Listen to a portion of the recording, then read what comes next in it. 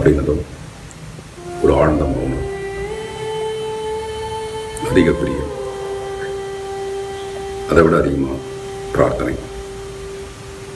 என்னுடைய பூஜை ரூமில் இருக்க ஒரே சாமி படம் அப்பா தான். சாமியே அவர் தானா ஹீரோ யாராக இருக்க முடியும்? அவருடைய நடை உடை பாவனை, அவர் வேஷ்டி கட்டுற முறை, அது எல்லாமே இன்னமும் நான் அப்படியே ஃபாலோ பண்ணிட்டு இருப்பேன்.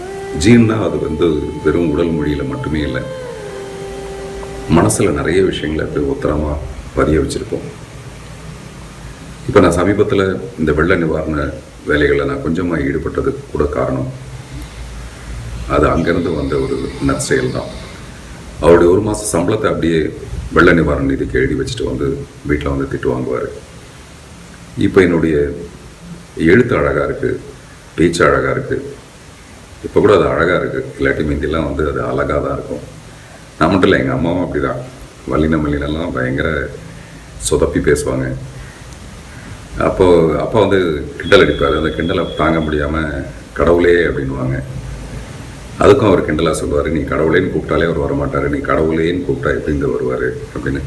இதெல்லாம் கிண்டல் பண்ணுறதை பார்த்து அப்பாவுக்கு எதிர்க்க ஒழுங்காக பேசணும், அப்பாவுக்கு எதிர்க்க ஒழுங்காக எழுதணும் அப்படின்லாம் ரொம்ப ஆசைப்பட்டு தான் என்னுடைய முதல்ல இந்த எழுத்து ஆர்வம் வந்தது. இப்போ நான் சினிமாவில் என்ன தான் சாதித்தாலும் அதெல்லாம் அவருக்கு பெரிய விஷயமா இருக்காது. ஆனால் மேடையில், ஒவ்வொரு மேடையிலும் நான் பேசிட்டு கீழே இறங்கி வரும்போது எனக்கு கிடைக்கிற பாராட்டுதலை பார்க்கும்போது அப்போ நான் நினச்சி ஆதங்கப்படுற, ஏக்கப்படுற ஒரு விஷயம், எங்கள் அப்பா இதை பார்த்துருந்தா நல்லா இருக்குமேன்னு சொல்லிட்டு. அந்த மாதிரி எல்லா பையனுமே ஏதோ ஒரு இடத்துல அப்பாவை மிஸ் பண்ணியிருப்பாங்க. அவருடைய கடிதங்கள், எனக்கு எழுதின கடிதங்கள், எனக்கு உற்சாக டானிக் கொடுத்து எழுதின எல்லா கடிதங்களும் பத்திரமா வச்சுருக்கேன். ஆனால் அவருடைய குரலை பதிவு பண்ணாமல் போயிட்டேன்ற வருத்தம் எனக்கு இப்போவும் ரொம்ப ஆழமாக இருக்குது.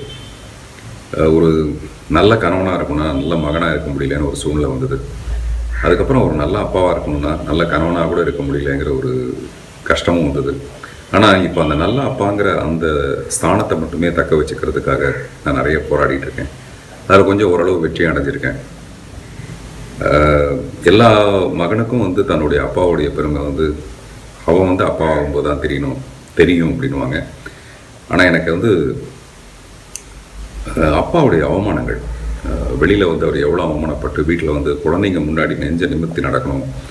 முதல்ல பசங்க அப்பாவை மதிக்கணுங்கிறது தான் ஒவ்வொரு அப்பாவுக்கும் மிகப்பெரிய ஒரு போராட்டமான ஒரு விஷயமா இருக்கும்.